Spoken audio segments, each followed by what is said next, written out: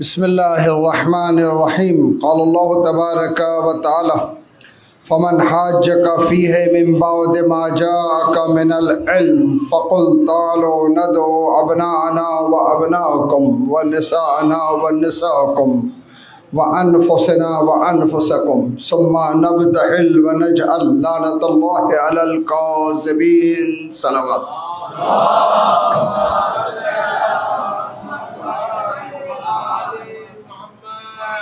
আলহামদুলিল্লাহ, এখানে যারাই উপস্থিত রয়েছেন তারা সকলেই মোবাইলা সম্পর্কে অবগত আছেন যে কত গুরুত্বপূর্ণ একটি দিন। আমি মোবাইলের প্রতি দৃষ্টি আকর্ষণ করে যে সংক্ষিপ্ত যে একটা কথা বলবো একটু পরে, আমি আজকে যে বিষয় নিয়ে আলোচনা করতে চাই, যে এতদিন ধরে অনেক আলিমের মুখে আমরা শুনে আসছি যে কখনোই ইরান জবাব দেবে না, কখনোই ইরান ইহুদিদের সাথে যুদ্ধ করবে না, নজবিল্লাহ তাদেরকে কাফির আখ্যায়িত করা হতো, মাযহাবকে প্রশ্নবিদ্ধ করা হতো। এখন যখন যুদ্ধ সূচনা হয়েছে, একটি জাগরণ সৃষ্টি হয়েছে মানুষের মধ্যে। বিষয়টা স্পষ্ট হচ্ছে যে হুসাইনি চেতনা যে কত একটি গুরুত্বপূর্ণ একটি শক্তি, এবং হুসাইনি চেতনা নিয়ে কিভাবে বাতিলের বিরুদ্ধে ঝাঁপিয়ে পড়া যায় সে বিষয় যখন স্পষ্ট হচ্ছে, মানুষের মধ্যে যখন সফটনেস তৈরি হচ্ছে, তো কিছু তো এখন নীরবতা পালন করছেন, আর কিছু আরও অ্যাগ্রেসিভ ভূমিকা নিয়ে আমাদের বিরুদ্ধে যেই পরিমাণ মিথ্যাচার শুরু করেছেন। কিছুক্ষণ আগে আমাদের মৌলানা এহসানুল হক সাহেব আমাকে দেখালেন ফেসবুকে পরিচিত বক্তা তার বিভ্রান্তিকর তথ্যগুলা। আমি জানি না কিভাবে এত মিথ্যাচার, জানি না কেন এরা এতটা মূর্খ। কোরআন হাফিজ হয়ে, কোরআনের মুআল্লিম হয়ে কী লাভ হলো, যখন কোরআন এতটুক বিবেককে পরিবর্তন করে দেয়নি যে হককে হক, বাতিলকে বাতিল বলার সাহস তাদের মধ্যে নেই। কি অপরাধ আমাদের? আমার তো অনেকবার চ্যালেঞ্জ করে আমি বক্তব্য দিয়েছি, যেসব মিথ্যাচারগুলো করা হয় তার পিছনে কোনো প্রমাণ নেই। আমরা তো আর আমাদের বইগুলো নিয়ে আমরা কোনো গোপনীয়তা অবলম্বন করছি না, প্রকাশ্য আমরা সারা দেশে অবস্থান করছি, বাংলাদেশেও আমাদের অবস্থান রয়েছে। আমাদের সাথে এসে কথা বলুন, যদি কোনো ভুল বুঝে থাকেন আসুন আমরা স্পষ্ট করব। ওসব মিথ্যাচার যে মানুষের মধ্যে ছড়াচ্ছেন, নিশ্চিতভাবে এহকালেও তার পরিণতি ভোগ করতে হবে, পরকালেও। আমাদের অপরাধ কি? আহলে বাইত নিয়ে চর্চা করা। যদি এটাই অপরাধ হয়ে থাকে, আহলে বাইতের চর্চা যদি অপরাধ হয়ে থাকে, তো আমি বলবো যে 23টি বছর পয়গম্বর ইসলাম সাল্লাল্লাহু আলাইহি ওয়াসাল্লাম সাহাবায়ে কেরামদের মাঝে উপস্থিত থেকে আহলে বাইতে আতহার আলাইহিস সালাতু ওয়াস সালামের যে পরিচয় তুলে ধরেছেন, সেগুলোকে যদি একটু দেখেন তাহলে স্পষ্ট হয়ে যাবে যে আহলে বাইতে আতহার আলাইহিস সালাতু ওয়াস সালামের ব্যক্তিত্ব তারা কেমন ছিল। আল্লাহু আকবার। এইসব বিষয় নিয়ে আলোচনা হয় না। যে রাসূল সেজদারত অবস্থায় রয়েছেন, একদিন সেজদা সুবহানা রাব্বিয়াল আলা ওয়া বিহামদে, সুবহানা রাব্বিয়াল আলা ওয়া বিহামদে, একবার দুইবার না 70 বার সমস্ত সাহাবারা সেজদারত অবস্থায় রয়েছেন। সেজদা এত দীর্ঘায়িত হলো, গিয়ে 10 বার সুবহানা রাব্বিয়াল আলা ওয়া বিহামদে বলে দেখুন সেজদায় কতক্ষণ থাকা যায়। সাহাবায়ে কেরামরা 70 বার সুবহানা রাব্বিয়াল আলা ওয়া বিহামদে। আর যখন নামাজ সম্পূর্ণ হলো, সাহাবারা জিজ্ঞেস করলেন, ইয়া রাসূলুল্লাহ, সেজদা এত দীর্ঘায়িত হলো, এত দীর্ঘায়িত? বলেন, হ্যাঁ, দীর্ঘায়িত হওয়ার কারণ ছিল আমার পিঠের উপরে ইমামে হুসাইন এসে বসে গেলেন। আমার দরিদ্র হুসাইন ছিল, কোন সাহাবার সাহস হয়নি ইয়া রাসূলুল্লাহ হাত ধরে নামিয়ে দিতেন। সমস্ত সাহাবাদেরকে আপনি কষ্ট দিয়েছেন কেন? কিন্তু কেউই কোনো কথা বলেনি। সবাই রাসূলের সাথে ৭০ বার সুবহানা রাব্বিয়াল আলা ওয়া বিহামদে। কেন? এই জন্য যার জন্য আজকে আমি ৭০ বার সুবহানা রাব্বিয়াল আলা ওয়া বিহামদে বলছি, সে হুসাইন সিজদায় মাথা রেখে কিয়ামত পর্যন্ত ইসলামকে জাগ্রত করবে। সালাওয়াত পড়ুন মুহাম্মদ ওয়া আলি মুহাম্মদ।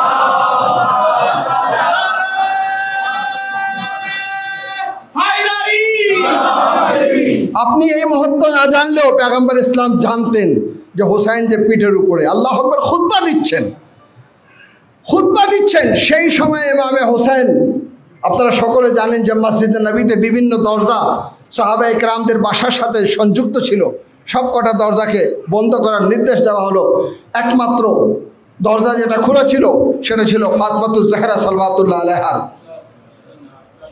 তো ইমামে হুসাইন সেখান থেকে ছোট ছিলেন, মসজিদে প্রবেশ করলেন এবং ইতিহাসে লেখা রয়েছে যে ইমামে হুসাইন পড়ে যাচ্ছিলেন, একজন সাহাবী নিজে কুলে নিলেন এবং এক কুল থেকে আরেক কুলে এইভাবে পয়গম্বর ইসলাম সাল্লাল্লাহু আলাইহি ওয়াসাল্লাম পর্যন্ত পৌঁছে গেলেন। তখন পয়গম্বর ইসলাম হাতে তুলে বললেন, হাযা হুসাইনুন ফারিফুহু, এটা হচ্ছে হুসাইন, এ হচ্ছে আমার হুসাইন, এর মারিফত অর্জন করো। আজকেও খুতবাতে বলা হয় আল হাসান ওয়াল হুসাইন সাইয়্যিদুশ শাবাব আহলিল জান্নাহ। খুতবাতে কাউকে নিয়ে আলোচনা করা হয় না। ইমামে হুসাইন এমন এক ব্যক্তিত্ব, যিনি যখন আসলেন তো তাকে কুলে নিয়ে বলছেন, হাযা হুসাইনুন ফারিফুহু। দুই কাঁধায় ইমামে হাসান ও ইমামে হুসাইনকে নিয়ে বলছেন, হাজানে ইমামানে কামা ও কাদা, এই দুজনই হচ্ছেন ইমাম।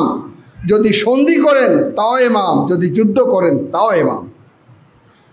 সাহাবায়ে কেরাম উপস্থিত রয়েছেন, স্পষ্ট করছেন আল হাসান ওয়াল হুসাইন সাইয়্যিদুশ শাবাব আহলিল জান্নাহ।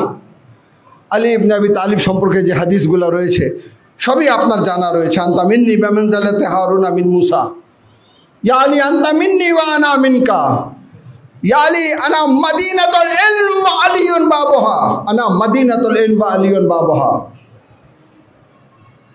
হাদিসগুলো অনেক রয়েছে আলী ইবনে আবি তালিবের শানে, ইমামে হাসানের শানে, ইমামে হুসাইনের শানে, হযরতে ফাতেমাতুজ জাহরা সালাওয়াতুল্লাহ আলাইহার শানে, হিয়া হুরাউল ইনসিয়া। ফাতেমাতুজ জাহরা সম্পর্কে ইন্না ফাতেমাতা সাইয়্যিদাতুন নিসাইল আলামিন, 10ম হিজরি, কত বছর হলো? রিসালাত ঘোষণার পর 22 বছর অতিক্রম হতে চলেছে। অর্থাৎ মুহররমের চাঁদ বের হয়ে গেলে রিসালাতের 23 বছর শুরু হয়ে যাবে। টোটাল বয়স ছিল পয়গম্বর ইসলামের 63 বছর। 63 বছরে তিনি বিদায় নিয়েছেন। 40 বছর ভাবে তিনি নীরবভাবে দ্বীনের কাজ করে গেছেন। এমনভাবে জীবনযাপন করেছেন যে কাফিররা ওনাকে সিদ্দিক আমিন বলে আখ্যায়িত করত। সেটা ছিল নবুয়তের একটি অধ্যায়। 40 বছর বয়স থেকে যখন শরীয়তের সূচনা হলো এবং স্পষ্ট করা শুরু করলেন, জীবনের আগ পর্যন্ত 23 বছর, অর্থাৎ 22 বছর পর্যন্ত সাহাবায়ে কেরামদের মাঝে আহলে বাইতে আতহার আলাইহিস সালাতু ওয়াস সালামকে পরিচয় করিয়েছেন। কখনো আলীকে, কখনো হাসানকে, কখনো হুসাইনকে, কখনো ফাতেমাতুজ জাহরা সালাওয়াতুল্লাহ আলাইহা। এখন 23 বছরে ইসলামকে একত্রিত করে আজ অনেকে বলেন মোবাইলের কি গুরুত্ব বহন করে, কি রয়েছে মোবাইলায়? নবীর জীবনে অনেক ঘটনা ঘটেছে, তার মধ্যে এটাও একটি ঘটনা। একটু আয়াতের গভীরতা দিকে গিয়ে দেখেন, মুফাসসিরিনরা কি বলেছেন তা দেখেন। আয়াতের গভীরতায় গেলে বোঝা যায় যে আল্লাহ রাব্বুল আলামিন পয়গম্বরকে নির্দেশ দিচ্ছেন, আপনি বলে দেন আবনা আনা বহুবাচন, আমি নিয়ে আসছি আমার সন্তানদেরকে। আরবিতে বহুবাচন নিম্নমানে যদি সবচেয়ে কম যদি গণনা করা হয়, নিম্নমান না সবচেয়ে কম যদি গণনা করা হয় 3-এর ঊর্ধ্বে হলে বহুবাচন। তাহলে পয়গম্বর ইসলাম আবনা আনা হিসাবে অনেককে নিয়ে যেতে পারতেন। যদি আবনা আনা হিসাবে 1 লাখকেও যদি নিয়ে যেতেন তাও কিন্তু কোনো অসুবিধা ছিল না। কেন? বহুবচন ছিল, পয়গম্বর ইসলাম নিয়ে যেতে পারতেন, এই অনুমতিটা পয়গম্বর ইসলামের ছিল। আবার আল্লাহ রাব্বুল আলামিন নিসানা, তোমাদের কন্যা, বহুবচন, এখানেও তিনের অধিক, সবাইকে কন্যা হিসাবে নিয়ে যেতে পারতেন। আনফুসানা, নাফস হিসাবে যারা বেঁচে থাকলো তাদেরকেও নিয়ে যেতে পারতেন। অনেক বড় একটি দল নিয়ে মহিলা উপস্থিত হতেন। আজকে অনুষ্ঠান হচ্ছে, আমরাও তো চাই অনেক লোক যেন এখানে উপস্থিত হোক, অনেক বড় যেন আমরা অনুষ্ঠান করি। পয়গম্বর ইসলামও নাসারাকে দেখাতেন, দেখো এত শক্তি আমার কাছে রয়েছে, এত সাহাবা, এত আমাদের আহলে বাইতের পরিবার, সবাইকে নিয়ে যেতেন। এটা দেখেও তারা আতঙ্কিত হতো। কিন্তু বিষয়টা কি ছিল? বিষয়টা ছিল এটা যে নাসারা নাজরানরা যেটা বিশ্বাস করতো না সেটা ছিল তাওহীদ, যেটা বিশ্বাস করতো না সেটা ছিল রাসূলের রিসালাত। তাওহীদ ও রিসালাতে ঈমান পরিপূর্ণ হয় না। এই জন্য 23 বছর যেই কাজ করেছিলেন পয়গম্বর ইসলামের সামনে, সেটা নাসারা নাজরানের সামনে নিয়ে গেলেন। যদি মানতে হয় আল্লাহর ওয়াহদানিয়তকে স্বীকার করো, যদি মানতে হয় রাসূলের রিসালাতকে স্বীকার করো, যদি মানতে হয় আমার আহলে বাইতকে মেনে নাও।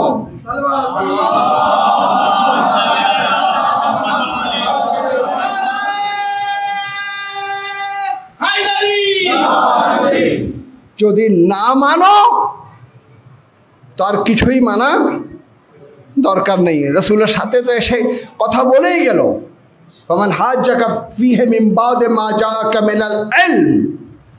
জ্ঞান ভিত্তিক আলোচনা পয়গম্বর ইসলামের সাথে হয়েছে। মসজিদে নাসারা নাজরান এসেছিলেন নবীর কাছে, নবী কথা বলেছেন, সাহাবায়ে কেরামরা শুনেছেন, তাওহীদ নিয়ে আলোচনা হয়েছে। হযরত ঈসার অবস্থান কি ইসলামে সেটা আলোচনা হয়েছে। কিন্তু এখন পয়গম্বর ইসলাম অনেককে নিয়ে যাওয়ার সুযোগ থাকা সত্ত্বেও মুফাসসিরিনরা লিখছেন যে ফাতিমাতুজ জাহরা সালাওয়াতুল্লাহ আলাইহার বাসায় এসেছেন এবং এইভাবে বলেছেন, আসসালামু আলাইকা ইয়া আহলে বাইতুন নবুওয়াহ, সালাম হোক তোমাদের উপরে হে আহলে বাইতে নবুওয়াত, ওয়া মাদুনুর রিসালাহ, ওয়া রিসালাতের খনি, ওয়া মুখতালিফুল মালায়েকা, যেই বাসায় মালায়েকা অবতীর্ণ হন। ফাতিমাতুজ জাহরা সালাওয়াতুল্লাহ আলাইহা বললেন, বাবা এইভাবে আপনি সালাম দিচ্ছেন, এইভাবে আপনি দরজার বাইরে দাঁড়িয়ে বলে, হ্যাঁ ফাতিমা তোমাদেরকে নিতে এসেছি, নিতে এসেছি। যাদেরকে চাদরের নিচে রেখে বলেছিলেন, আল্লাহুম্মা হাউলা আহলে বাইতি ওয়া খাসাতি ওয়া হাম্মতি লাহমাহুম লাহমি ওয়া দামাহুম দামি ওয়া ইউলামুনি মা ইউলামুহুম ওয়া ইয়াজুনুনি মা ইয়াজুনুহুম আনা হারবুল লিমান হারাবাহুম ওয়া সালমুল লিমান সালাবাহুম। ইয়া আল্লাহ, এরা হচ্ছে আমার আহলে বাইত। এদেরকে যারা ভালোবাসে তুমি তাকে ভালোবাসো, এদেরকে যারা শত্রুতা করে তুমি তাদেরকে শত্রু হিসাবে চিহ্নিত করো। স্পষ্ট করে দিয়েছিলেন। মুসলমানরা জানতো, সাহাবায়ে কেরামরা জানতেন। তাফসীরে কবীরে আল্লামা ফখরুদ্দীন রাজি সাহাবায়ে কেরাম সম্পর্কে লিখেছেন, তারা আহলে বাইতকে এইভাবে ভালোবাসতেন যে কারণে আয়াত অবতীর্ণ হয়েছে, আস-সাবিকুন আস-সাবিকুন উলাইকাল মুকাররাবুন। যদি এটা অপরাধ হয়ে থাকে যে আহলে বাইতকে আমরা ভালোবাসি, সাহাবায়ে কেরাম আহলে বাইতকে ভালোবাসতেন। হযরত ওমর তিনি আলী ইবনে আবি তালিবের হাতে হাত দিয়ে বলে আসছেন, বাক্কিন বাক্কিন লাকা ইয়া আলী ইবনে আবি তালিব, আসবাহতা মাওলাই ওয়া মাওলাই কুল্লি মুমিনিন ওয়া মুমিনা। উনি মওলা বলেছিলেন তো অপরাধ হয়নি, আমরা মওলা বলি, অপরাধ হয়ে গেছে। খুবই খারাপ লাগতেছে আহলে বাইত নিয়ে আমরা কথা বলি। তো স্পষ্ট বলেন, মিথ্যাচার করেন কেন? বলে একমাত্র আপনারা আহলে বাইতকে ভালোবাসেন, এই জন্য আমরা আপনাদেরকে কাফির মনে করি। বলেন দেখি, সাহস করেন বলেন। বলে যেহেতু আপনারা, আমি যতই গভীরতায় যাই আমরা একমাত্র এটাই দেখি যে আহলে বাইতের ভালোবাসাই অপরাধ হয়ে যায়। আহলে বাইতকে ভালোবাসার কারণে আমরা অপরাধী।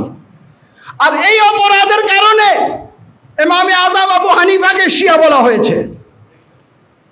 কেন? উনি স্পষ্ট করে দিয়েছিলেন ওনার ঈমান, ওনার আকীদা, লাউলাল সানাতান লাহালাকান নুমান। যদি ইমামে জাফর সাদিকের 2টি বছর আমি না পেতাম, আমি ধ্বংস হয়ে যেতাম। ইমামে শাফেঈ তিনি বলেছিলেন, ইনকানা হুব্বে আলে মুহাম্মাদিন রাফজুন ফালইশহাদুস সাকালান আনা রাফজি।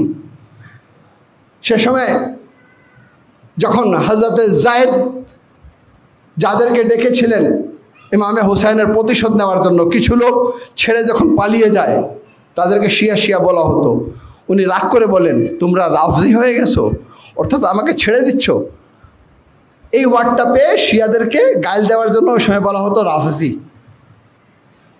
ইমাম শাফিঈ বুঝতে পেরেছিলেন আমার একমাত্র অপরাধ আহলে বাইতের প্রতি ভালোবাসা। তো এই ভালোবাসা যদি শিয়া হওয়ার কারণ হয়ে থাকে, তাহলে এহকাল এবং পরকাল সাক্ষী থাক যে আমি শিয়া। আপনি ফতোয়া দেওয়ার আগে, শিয়াদের ইতিহাস বিকৃত করার আগে গিয়ে দেখেন এই সকল ব্যক্তিত্বরা কি বলেছে। যখন দেখলেন যে শামে আলী ইবনে আবি তালিবের বিরুদ্ধে সভ্যসাতাম করা হচ্ছে, গালমন্দ করা হচ্ছে, ইমাম নেসাই তখন খাসায়েসে নেসাই লিখেছেন, একটি বই লিখেছেন আলী ইবনে আবি তালিবের শানে, যার নাম হচ্ছে খাসায়েসে নেসাই, যেটা আমরা আমাদের আঞ্জুমানের পদ্ধতি থেকে প্রকাশ করতে সক্ষম হয়েছি।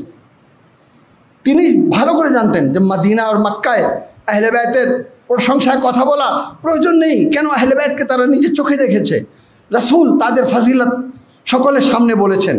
কিন্তু তিনি যখন জানতে পারলেন যে শামে বিদ্রোহ হচ্ছে, আহলে বাইতের বিরুদ্ধে কথাবার্তা হচ্ছে, আলী ইবনে আবি তালিবের শানে গুস্তাখি করা হচ্ছে, তাকে গালমন্দ করা হচ্ছে, তখন তিনি দায়িত্ব মনে করলেন, সাহসিক ভূমিকা পালন করলেন। তিনি চলে গেলেন শাম, আর আলী ইবনে আবি তালিবের ফজাইলে যে সকল হাদিসগুলো ছিল এগুলো বর্ণনা করা শুরু করলেন। শামে অনেকে উঠে বলল, আপনি আলীর শানে এত কিছু বলছেন, মাবিয়ার শানেও কিছু জানা আছে কিনা? সিয়াসাত্তার ভূমিকায় অনেক জায়গায় লেখা রয়েছে। যখন তিনি বলেননি আর আলীর ফাজিলত বলা অব্যাহত রাখলেন, নিচে থেকে আওয়াজ আসলো, শিয়া শিয়া মার শিয়া। এরপরে অনুরূপে আক্রমণ হলো। গিয়ে দেখবেন সিয়াসাত্তার ভূমিকা ইমামে নেসাই ওনার শাহাদাতের কারণ কিন্তু লেখা আছে, মুকদ্দমায় লেখা আছে। তিনি আহত হয়ে গেলেন। যখন হোশে আসলেন তখন বললেন, আমাকে নিয়ে চলো মদিনায়, যেন আমার মৃত্যুটা মদিনায় হয়। রাস্তায় তিনি শাহাদাত বরণ করলেন। তা আমি গর্বিত যে আমাকে শিয়া বলে আপনারা গালমন্দ দিতে চান, আমাদের মাযহাবকে প্রশ্নবিদ্ধ করতে চান, তো জেনে রাখুন ইমামে আযম আবু হানিফাকেও বলা হয়েছে, আপনি জেনে রাখুন। ইমামে নেসাইকেও বলা হয়েছে, আপনি জেনে রাখুন। ইমামে শাফিঈকেও বলা হয়েছে। যারাই আহলে বাইতের পক্ষে অবস্থান নিয়েছে, তাহলে আমি গর্বিত যে আহলে বাইতের শানে, আহলে বাইতের ভালোবাসায়, আহলে বাইতের পক্ষে অবস্থান নিতে গিয়ে যদি আমাকে গালমন্দ করা হয়, মিথ্যাচার করা হয়, তাদের ব্যাপারটা আমি আল্লাহর উপরে ছেড়ে দিচ্ছি। কিন্তু যদি ইনসাফ থাকে, যদি জ্ঞান থাকে, আসুন জ্ঞানিক চর্চা করি। আজকে স্পষ্ট হয়ে গেল যে আহলে বাইতে আতহারকে নিয়ে যারা এগিয়ে যাচ্ছিল, যাদের দৃষ্টি ছিল আহলে বাইতের প্রতি, যাদের দৃষ্টি ছিল আলী ইবনে আবি তালিবের প্রতি, যাদের দৃষ্টি ছিল ইমামে হুসাইনের প্রতি, যাদের দৃষ্টি ছিল কারবালার প্রতি, তারা ওই চেতনাকে ওই সময় থেকে জাগ্রত রেখেছে। যেগুলাকে মুহররমের খেলা বলে আখ্যায়িত করা হতো, সেই মুহররমকে কেন্দ্র করে ইমাম খোমেনি বলেছেন, इन मुहर्रम और सफरस के इस्लाम जिंदा निगहदाश्त আছে। इन मुहर्रम और सफरस के इस्लाम रा जिंदा निगहदाश्त আছে। এই মুহররম ও সফর ইসলামকে জাগ্রত রেখেছে, ইসলামকে জীবিত রেখেছে। সে ইমাম খোমেনি রহমতুল্লাহ আলাইহ একটি বিপ্লব প্রতিষ্ঠা করে দেখিয়ে দিলেন যে হুসাইনি চেতনা যারা ধারণ করে তারাই পারে আল্লাহর জমিনে বিপ্লব করতে, কেউ পারেনি। এতগুলো মুসলিম দেশ পারেনি। কি করবে? ফতোয়া দেবে। হ্যাঁ, এই বিপ্লব তো শিয়া বিপ্লব, এই বিপ্লবের সাথে আমাদের কোনো সম্পর্ক নেই। তারপরে আমরা মাজলুমিয়তের শক্তি কত, হুসাইনিয়তের শক্তি কত, সেটাকে আমরা ধারণ করে বুকে ওয়াইদ্দু লাহুম মাস্তাতাতুম মিন কুওয়া কাজ করেছি। আজকে ইরান একটি শক্তিশালী দেশে রূপান্তরিত হয়েছে।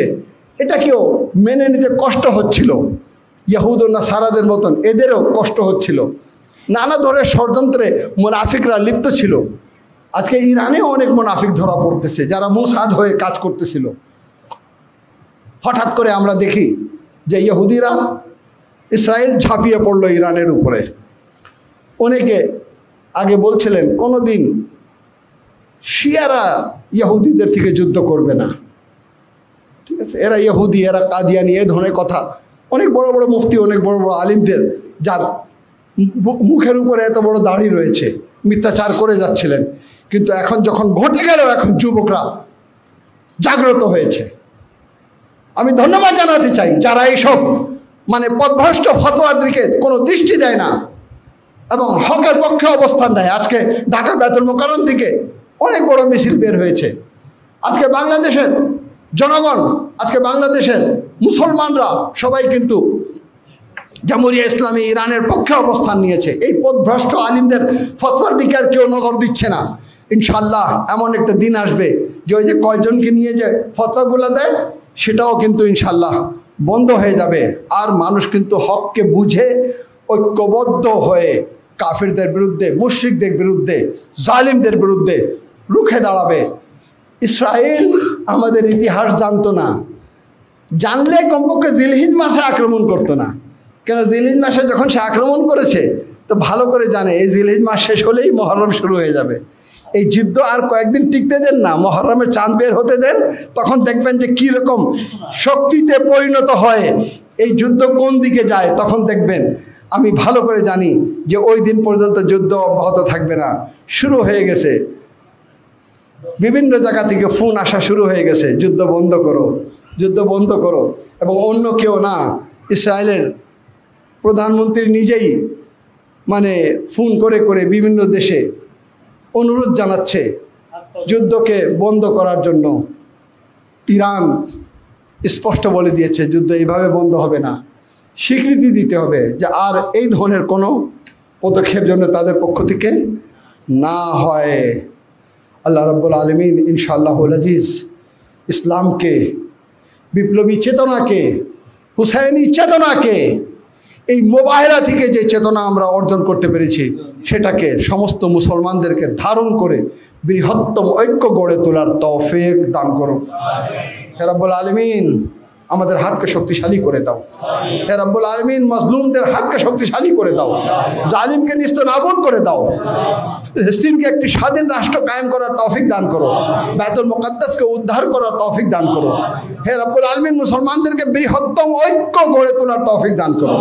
হে রাব্বুল আলামিন আমাদেরকে তৌফিক দাও যেন আমরা আহলে বাইতে আতহার আলাইহিস সালাতু ওয়াস সালামের গুরুত্ব এবং মহত্বকে মানুষের কাছে যেন সঠিকভাবে তুলে ধরতে পারি, সমস্ত ভেদাভেদ থেকে যেন দূরে থাকতে পারি। হে রাব্বুল আলামিন আমাদের গুনাহ খাতাকে মাফ করে দাও, আমাদেরকে ইনসানে কামিল হওয়ার তৌফিক দান করো, যেমন বান্দা দেখতে চেয়েছো তেমন বান্দা হওয়ার তৌফিক দান করো। হে রাব্বুল আলামিন যারা আমাদের মাঝখান থেকে বিদায় নিয়েছেন তাদেরকে জান্নাতুল ফেরদাউসে জায়গা দান করো, যারা অসুস্থ তাদেরকে বিমারে কারবালা, বিমারে মদিনার ওসিলায় শাফায়ে কামিল ও আজিল দান করো। হে রাব্বুল আলামিন আমাদের উলামায়ে কেরামের ছায়া আমাদের উপর কায়েম ও দায়েম রাখো। রাহবারে মুআজ্জম ইনকলাবকে হায়াতে তৈয়বা দান করো, মারাজে এজামকে হায়াতে তৈয়বা দান করো, ইনকলাবের এই বারাকাতকে তুমি দীর্ঘায়িত করো। হে রাব্বুল আলামিন ইসলামের এই পতাকাকে ইমামে মেহদির হাতে তুলে দেওয়ার তৌফিক দান করো। হে রাব্বুল আলামিন হক মোহাম্মদ ওয়া আলে মোহাম্মদ ইমামে জামানার জহুরকে ত্বরান্বিত করো, মারাজে এজামকে রক্ষা করো, ইমামে জামানের আসহাব ও আনসারের মধ্যে আমাদের অন্তর্ভুক্ত করে দাও। আমাদের অনুষ্ঠানগুলোকে ইবাদত হিসাবে গণ্য করে প্রতিটা নিঃশ্বাসের বিনিময়ে আমাদেরকে সওয়াব দান করো।